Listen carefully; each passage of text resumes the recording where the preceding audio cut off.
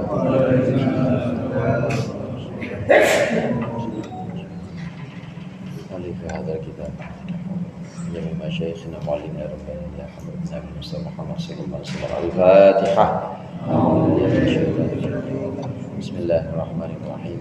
Alhamdulillahi rabbil alamin. Arrahmanir rahim. Maliki yaumiddin. Iyyaka na'budu wa iyyaka nasta'in. Ihdinas siratal mustaqim. Siratal ladzina an'amta 'alaihim ghairil maghdubi 'alaihim waladdallin. Amin. Bismillahirrahmanirrahim. Alhamdulillah allimit tullabi wa musahhilil khairi liman yata'allamu. Thumma as-salatu was-salamu 'alan nabi wa alihi wa sahbihi jayudamu. Ya Rabbana kaffir 'anna dhunubana wa walidina wa liman huwa muslimu. Nad'uka Allahumma ilman nafi'an min yawmina ilal hisabi yaqumu. Amin amin amin wa ya fattahu. Amin amin amin wa ya alimu. Bismillah, walhamdulillah, wassalatu wassalamu ala sayyidina Muhammadir Rasulillah wa ala alihi wa ashabihi wa man tabi'a hudah. Wa la hawla wa la quwwata illa billah. Amma ba'du. Segenap para ustaz, para hujjaj, Ustaz Haji Zaini, Ustaz Haji Sanwani, Ustaz Limat Roji, Ustaz Haji Abdul Aziz kali ya? Bukan, cakep banget. Ustaz Limat Roji Alwi, aslinya tuh Pak Aziz maksudnya. Ustaz Herman dan segenap jamaah Masjid Mujahidin yang dimuliakan oleh Allah. Alhamdulillah malam hari ini kita lanjutkan kembali pengajian kitab Ta'limul Muta'allim, kitab yang menerangkan tentang antara lain tentang cara-cara belajar, bahkan mulai dari definisi ilmu dan juga mulai dari niat. Niat itu memang yang paling mendasar, yang paling pokok dalam semua ibadah, termasuk dalam menuntut ilmu, dalam ngaji kita, maka niatnya ini harus benar-benar diluruskan, niatnya ditata, dilempengin niatnya. Nah, pembahasan ini tepat ada di pasal berikut ini di halaman 10. Kalau yang bawa kitab yang bukan ini terjemahan tapi yang kitab syarahnya itu di halaman 10 bagian atas, betul ya RT ya? Iya halaman 10 bagian yang atas itu. Bismillahirrahmanirrahim. Qala al-musannif rahimahullah wa nafa'ana bihi wa bi ulumihi wa bi barakatihi fid dharain amin.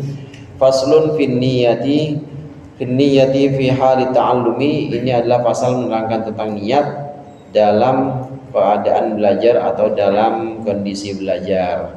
Dalam belajar atau ngaji cara kita ini juga niat harus dijelaskan dan niat juga harus diutamakan. Tsumma la budda lahu minan niyati. Tsumma la budda lahu, maka tidak bisa tidak, maksudnya haruslah bagi belajar itu apa yang namanya niat. Fi zamani ta'allumil ilmi, dalam waktu menuntut ilmu atau mengaji.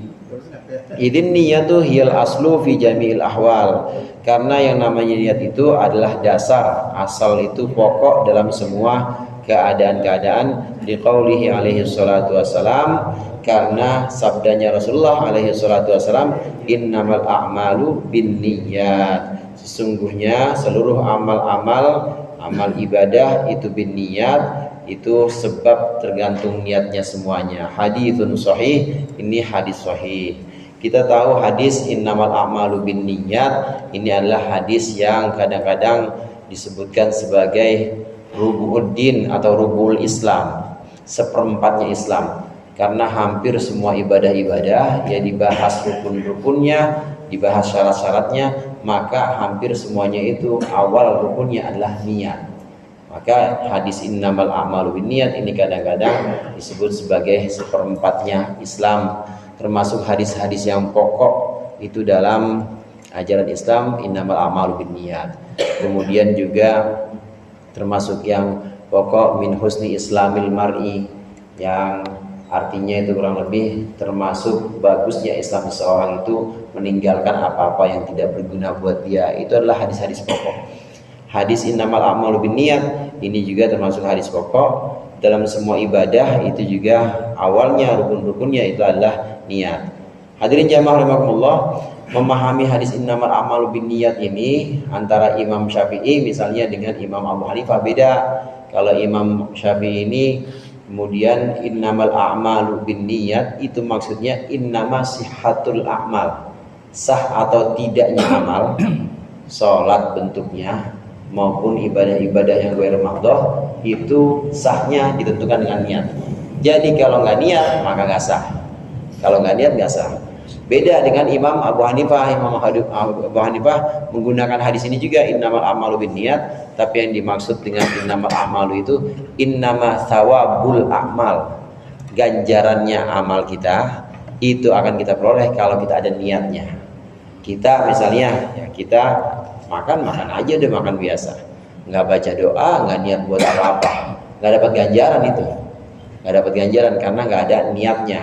Nah kalau Imam Syafi'i nggak terkait dengan itu, pokoknya sah atau tidaknya niat, sah atau tidaknya ibadah itu tergantung dengan niat. Ini perbedaan. Tapi jelas dari kedua imam ini niat itu adalah yang pokok, yang paling dasar dalam seluruh ibadah-ibadah kita, dalam seluruh amalan-amalan kita.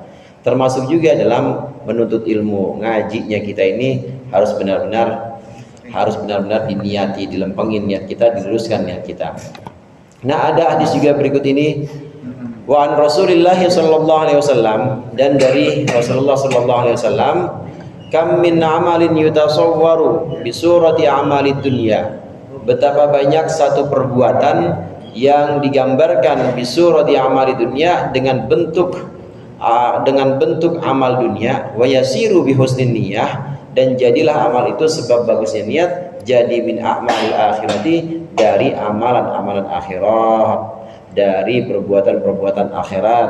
Wa kam min amalin yutasawwaru bi surati amalil akhirah, dan betapa banyak amal atau perbuatan digambarkan, dibentukkan dengan bentuk amal akhirah. Tsumma yasiru min amali dunya, tapi kemudian jadi amal dunia bisu'in niyah, karena jeleknya niat. Betapa banyak, sabda Rasulullah, betapa banyak perbuatan-perbuatan itu kelihatannya perbuatan dunia, tapi jadi perbuatan akhirat, jadi amalan akhirat karena bagusnya niat. Saya kalau ngopi niat buat apa? Buat melek malam. Jadi ibadah apa enggak tuh? Ibadah, karena ngopinya ya di rumah, tapi jangan di Darmo. Ngopinya jangan di warung. Iya. Saya kalau mau makan misalnya, niat buat apa? Buat ibadah. Kita semua makan minum aja itu yang ringan-ringan. Makan yang dan minum itu kalau niatin supaya kita bisa buat ibadah, supaya kita bisa buat ngaji misalnya. Kalau nggak makannya jadi lemes, maka kudu makan, kudu minum. Maka makan dan minum kelihatannya kan makan minum dunia itu. Ya orang bukan manusia doang yang makan minum, binatang makan, ya binatang juga minum. Tapi karena niatnya bagus, niatnya makan untuk menguatkan ibadah, niatnya minum juga untuk menguatkan ibadah kita, maka jadi amalan yang kelihatannya itu dunia, kelihatannya amalan yang sepele, tapi jadi amalan akhirat. Itu karena bagusnya niat. Dan banyak lainnya saudara, bukan hanya makan dan minum, termasuk kerja. Mungkin di sini ada yang kerjanya kelihatannya dunia, kerjanya yang nguli lah, kuli, jadi kuli atau narik, kelihatannya dunia. Tapi kalau niatnya saya niat pergi, saya niat mencari nafkah, ini karena untuk ridho Allah, untuk mencari ridho Allah, untuk menafkahi istri, menafkahi keluarga, maka jadi itu amalan akhirat juga. Saya niat ini kerja, saya niat narik supaya saya bisa buat ibadah, bisa buat nabung haji, atau bisa buat beli pakaian untuk ibadah, pokoknya semuanya, maka jadi semua itu amalan akhirat. Padahal kelihatannya dunia semua, kelihatannya dunia di jalanan, ya di kantor kelihatannya dunia, tapi karena bagusnya niat maka jadi sebagai amal akhirat. Juga sebaliknya betapa banyak kata Rasulullah amalan yang kelihatannya amalan akhirat, perbuatan yang kelihatannya perbuatan akhirat, tapi ternyata jadi perbuatan dunia, maksudnya di akhirat gak jadi nilai apa-apa. Ibadah-ibadah mahdoh, sholat misalnya, kalau tujuannya bukan karena akhirat, bukan karena Allah, tapi tujuannya karena ria, maka jadi amal dunia. Amal dunia berhenti di situ doang. Siapa yang pengen diperlihatkan? Oh, yang pengen diperlihatkan Ustadz Zaini, dia kan DKM sini, misalnya gitu, supaya dia tahu kalau bacaan gua tuh cakep misalnya. Yang diperlihatkan manusia, maka berhenti sampai manusia. Di akhirat nanti begitu, ketika dia tanya, ya Allah, mana pahala saya ngaji, pahala saya jadi imam di sini mujahidin? Ente buat siapa kemarin? Buat Ustadz Zaini sih emang nunjukinnya. Ya minta sama dia, katanya. Minta sama dia, sebenarnya ini udah keburu masuk surga. Amin apa? Amin. udah gak kudak, ya udah duluan Ustadz ini. Disuruh minta sama makhluk itu. Amalan-amalan akhirat, perbuatan-perbuatan yang kelihatannya ibadah, tapi kita niatkan ria, seseorang meniatkannya untuk pandangan orang, maka itu jadi amal dunia karena buruknya niat. Naudzubillah. Jadi enak-enak aja kita orang Islam itu yang ringan-ringan itu bisa jadi ibadah, makan, minum, ngopi jadi ibadah. Sedekah kopi apa sedekah kopi? Ada sedekah kopi jadi ibadah. Ya, yang berat-berat jangan lupa. Yang berat-berat artinya yang memang ibadah mahdoh, sholat jangan lupa itu harus lillahi ta'ala. Jangan sampai pamrih, jangan sampai dipamerkan kepada selain Allah. Pokoknya hanya untuk Allah aja, nggak boleh selain Allah. Makannya kita juga, minumnya kita juga untuk Allah, karena untuk ibadah, untuk memperkuat ibadah kita. Ini sabda Rasulullah, betapa banyak perbuatan yang kelihatannya perbuatan duniawi kemudian bernilai akhirat karena bagusnya niat, betapa banyak perbuatan yang sebenarnya perbuatan akhirat ibadah tapi menjadi perbuatan duniawi saja karena buruknya niat. Wa yanbaghi ayyanwiyal muta'allimu bi talabil ilmi ridallahi ta'ala. Dan hendaklah seyogianya seorang berniatlah siapa al-muta'allimu orang yang ngaji, hendaklah orang yang ngaji itu niat bitolabil ilmi dengan mencari ilmunya, dia niat ridallahi ta'ala akan ridhonya Allah ta'ala, wadarul akhirata dan daerah akhirat, maksudnya nanti di surga daerah akhirat, wa izalatal jahli dan menghilangkan kebodohan an nafsihi dari dirinya si muta'alim, wa ansail juhali dan dari segenap orang-orang bodoh, wa ihya ad-dini dan niat akan menghidupkan agama, wa ibqa'al islami dan mengekalkan Islam, fa inna baqa'al islami karena sungguhnya tetapnya Islam atau kekalnya Islam itu bil ilmi hanyalah dengan ilmu, wala yasihu dan tidak sah apa zuhdu wa taqwa, zuhud dan taqwa tidak sah ma'al jahli bersama kebodohan. Jangankan zuhud, jangankan takwa yang udah tingkat tinggi itu urusan ibadah hati. Ibadah yang sifatnya badaniyah aja, kalau ma'al jahli, kalau beserta kebodohan gak bakal diterima, gak akan sah. Contoh begini saudara, ada orang dia belum pernah ngaji, yang mu'alaf lah misalnya, kemudian sampai masjid, ini dia lihat imam, langsung aja oh imam begitu, Allahu Akbar, imam ruku dia ikut ruku, imam tidak dia ikut ibadah, imam sujud dia ikut sujud, sampai salam. Itu ibadahnya nggak sah kalau dia nggak tahu. Begitu selesai salam ditanya emang tadi ngapain, nggak tahu gua sholat apa, nggak tahu dah, nggak tahu aja nggak sah itu ibadahnya. Gua ngikut aja nggak sah. Itu namanya ibadah ma'al jahli, ibadah karena nggak tahu. Harus tahu. Kalau ibadah badannya seperti sholat, ibadah badannya seperti puasa, itu harus tahu bahwa ini puasa Ramadan hukumnya fardu. Makanya nawaitu somagodin an adai fardi, aku niat puasa besok untuk melaksanakan wajibnya atau fardunya. Tahu kalau itu fardu dan tahu kalau itu bulan Ramadan. Kalau nggak tahu ikut-ikutan doang, nggak sah ibadahnya. Itu ibadah badan. Gimana ibadah hati kayak zuhud, takwa. Zuhud dan takwa kalau sekedar ikut-ikutan saja atau hanya sekedar gaya-gayaan aja tanpa ilmu, dia hanya dengan kebodohan, maka tidak sah. Wala yasihuz zuhdu, nggak sah. Lalu bagaimana kalau kita mau ibadah kita semua sah? Harus dengan ilmu. Oleh karenanya menuntut ilmu itu wajib. Namun di awal tadi disebutkan, di awal bagian yang tadi kita baca, hendaklah kita orang yang ngaji ini meluruskan niat kita, lempengin niat kita. Maka dalam ngaji kita harus niat ridhallahi ta'ala, niat supaya Allah ridho. Kenapa supaya Allah ridho? Kan Allah yang nyuruh. Allah yang nyuruh thalabul ilmi faridatin itu sabdanya Rasulullah. Rasulullah la yantiqu anil hawa.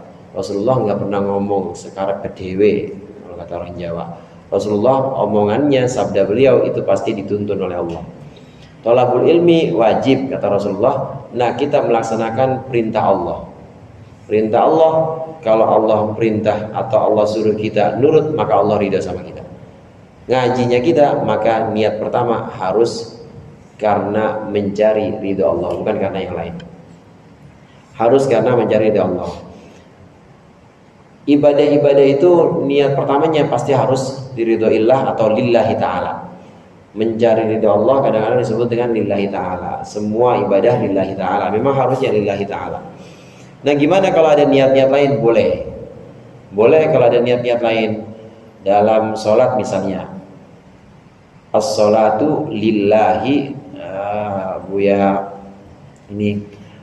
Said Muhammad bin Alwi al-Maliki itu dalam kitabnya menyebutkan tentang ikhlas. Salat itu bagaimana kalau salatnya bukan karena Allah tapi ada maksud lain? Boleh, tergantung bagaimana bentuknya. Karena memang as-sholatu lillahi walil istikharah. Salat karena Allah dan untuk istikharah. Dan itu diajarkan oleh Nabi. As-sholatu lillahi walil hajat. Salat karena Allah dan untuk hajat, boleh ya kayak begitu. Karena memang ada selain ini, ada selain lillahi ta'ala, selain ridho Allah, memang ada maksud yang ingin kita capai dari ibadah itu diperbolehkan. Boleh. Ada aturannya. Tetap lillahi ta'alanya. Tetap lillahi ta'alanya harus, karena memang yang namanya ibadah harus lillahi ta'ala.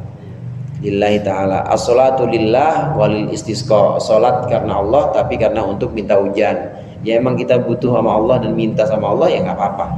Begitu juga dalam ngaji ini, saudara, dalam thalabul ilmi, menuntut ilmu, niat pertama harus lillahi ta'ala. Nah, niat berikutnya yaitu menghilangkan kebodohan dalam diri kita dan juga menghilangkan kebodohan dari orang lain. Maksudnya kalau yang memang ngajar, maksudnya memang ngajar kayak Ustadz Hadik, kayak Ustadz Sanwani, kayak Ustadz Matroji misalnya. Ustadz Matroji ada 2 ya? Iya, dua-duanya guru. Niatnya ngaji itu menghilangkan kebodohan yang ada pada murid-muridnya, boleh seperti itu. Cuma jangan dijadikan yang pokok. Yang pokok tetap ridho Allah. Karena kalau niatnya menghilangkan kebodohan, ternyata ada murid ada yang susah banget, kan ada. Wajar lu kagak bisa lu toh. Guru juga ada yang susah juga. Kalau nggak mau gua nggak masuk surga lu. Gitu. Kalau kita niat minterin murid, ngilangin bodohnya murid, itu kalau dijadikan yang pokok, stres kita.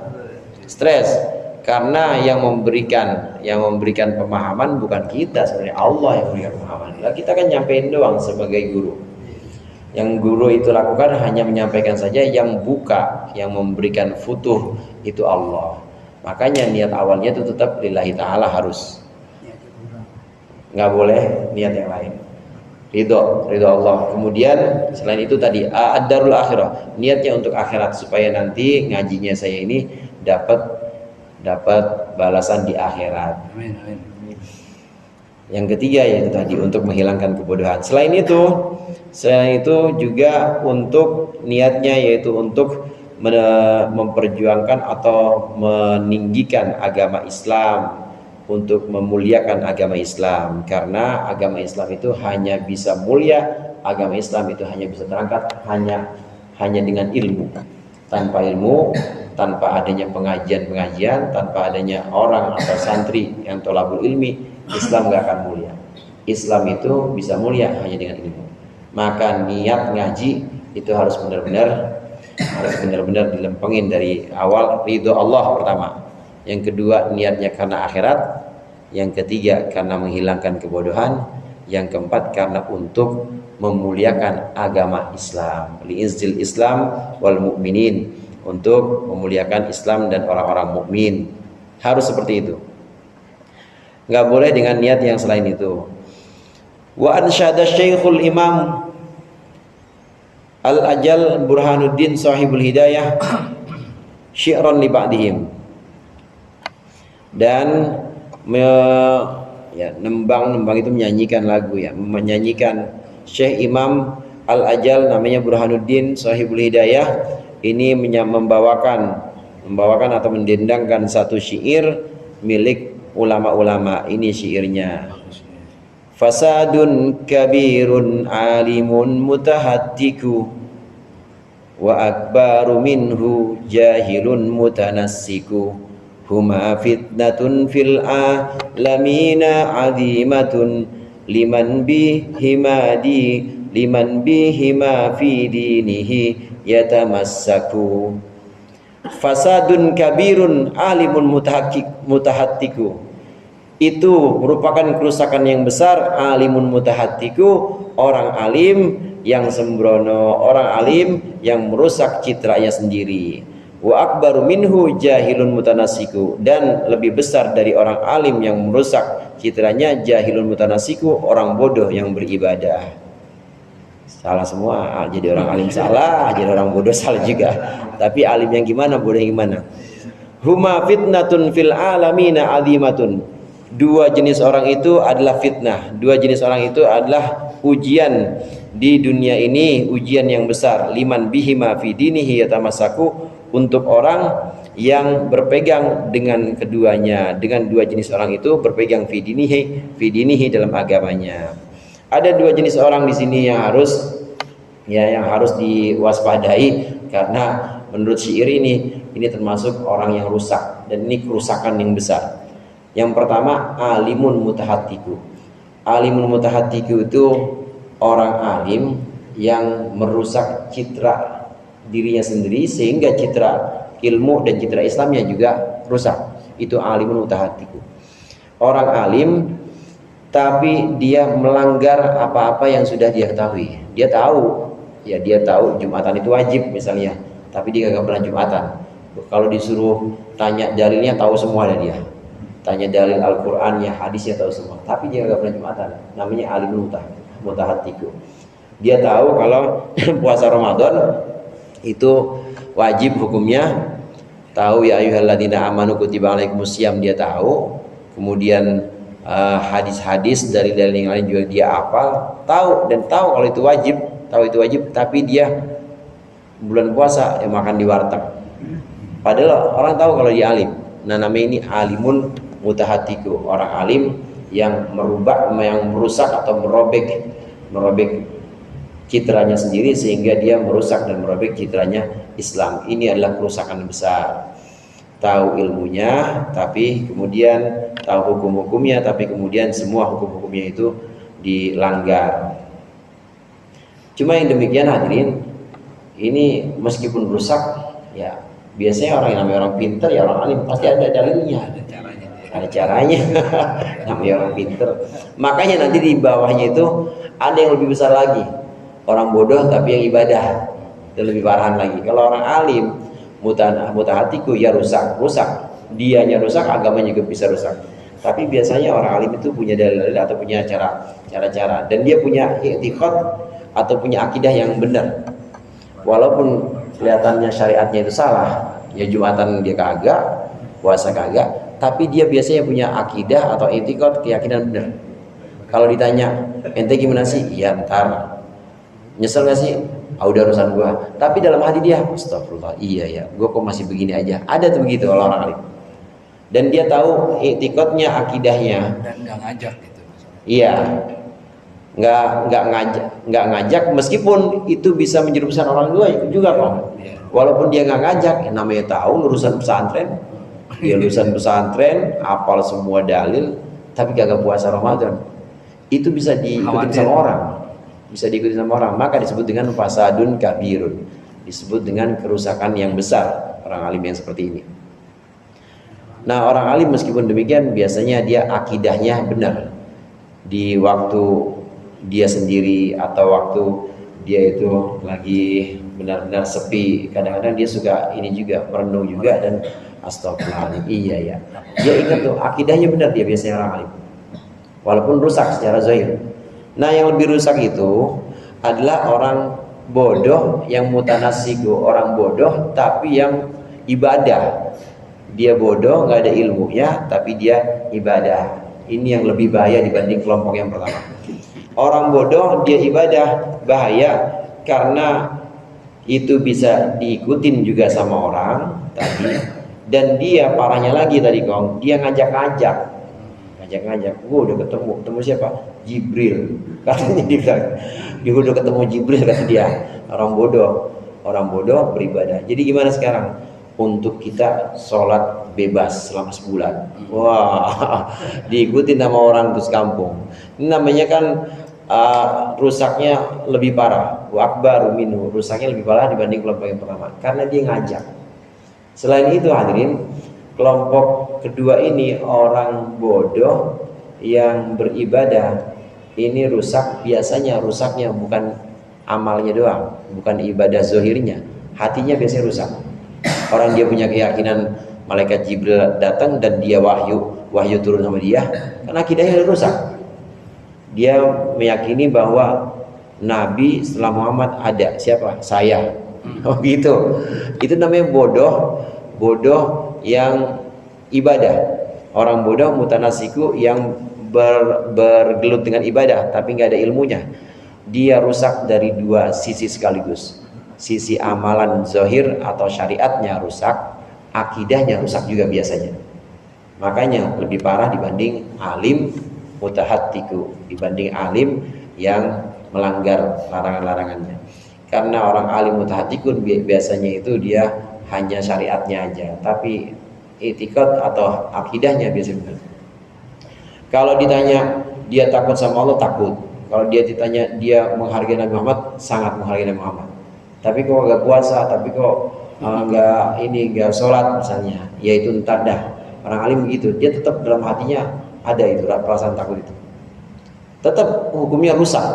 Nah, tapi yang lebih rusak, yang lebih parah itu kalau orang bodoh yang mutanasiku, orang bodoh yang itu dia bergelut dengan ibadah, ngajak-ngajak orang, udah ngajak-ngajak akidahnya, keyakinannya itu juga salah. Ini dua jenis orang yang merupakan fitnah atau merupakan ujian. Orang-orang ini kalau dijadikan tempat berpegang atau dijadikan sebagai satu tempat bergantung, maka orang yang ikut sama dia bisa sesat semua. Jadi dia itu dolla wa adolla. Dia itu yadillu wa yudillu.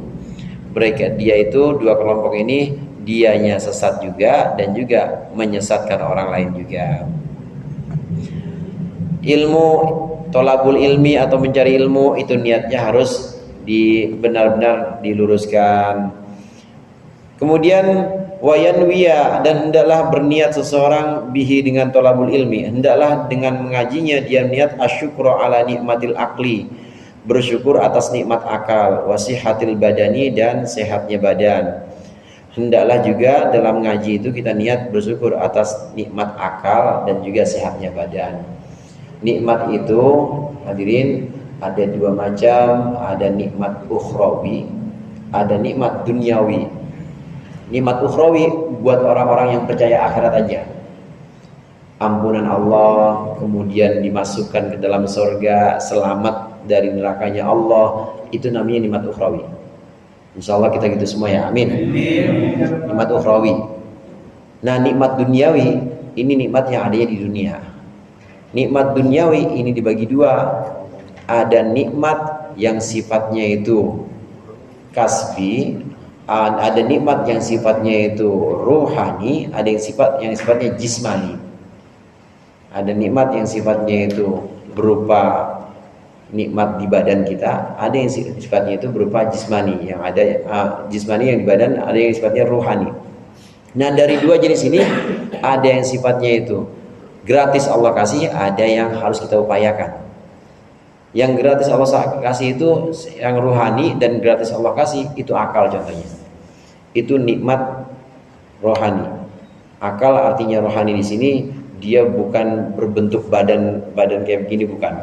Akal kan nggak kelihatan. Pemahaman itu termasuk nikmat. Nikmat yang sifatnya rohani dan juga gratis Allah kasih.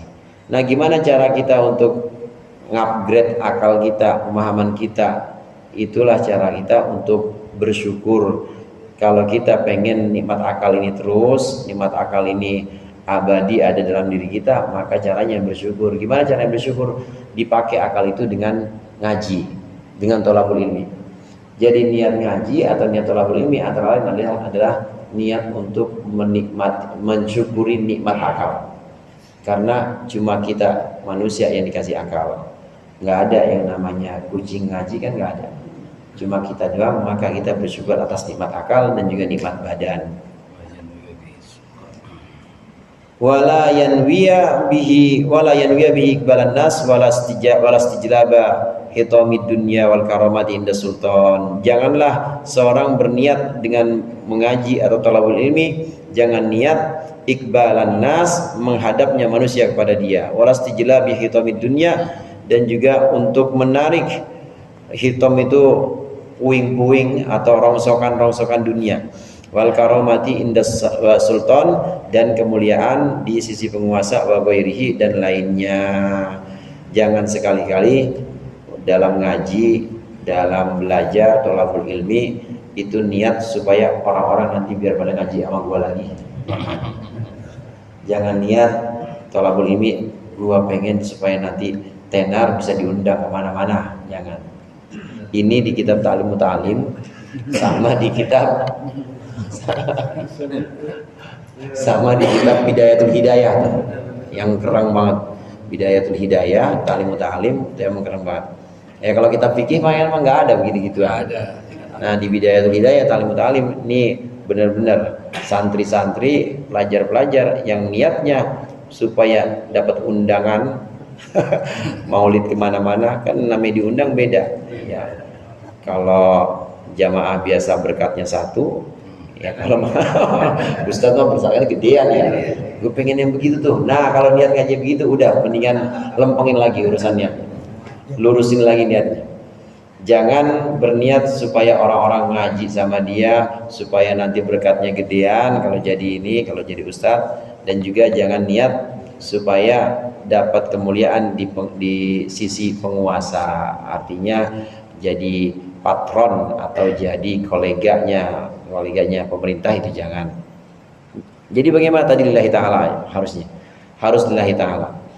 Oleh karena itu niat ini sangat penting.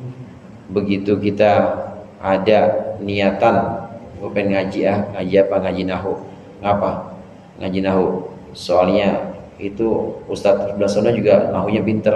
Gue pengen nyanyi Ustadz itu banyak-banyak istighfar. Kalau niatnya ngaji buat nyaingin Ustadz atau buat nyamain gue, itu dia udah banyak undangan udah banyak banget dia. Gue belum diundang-undang, misalnya gue pengen ngaji lagi hampir kayak dia. Nah, kalau udah begitu banyak-banyak istighfar. Astagfirullahaladzim, banyak-banyak. Mohon sama Allah, ya Allah, kalau niat saya ngaji itu karena pengen dapat undangan kayak dia, mendingin berhentiin saya ngaji. Nanti berhenti sendiri udah. Ngapain doa lagi ya? Banyak panggilan. Iya. Tahu nanti gurunya yang kemana, tahu itu pokoknya pasti begitu.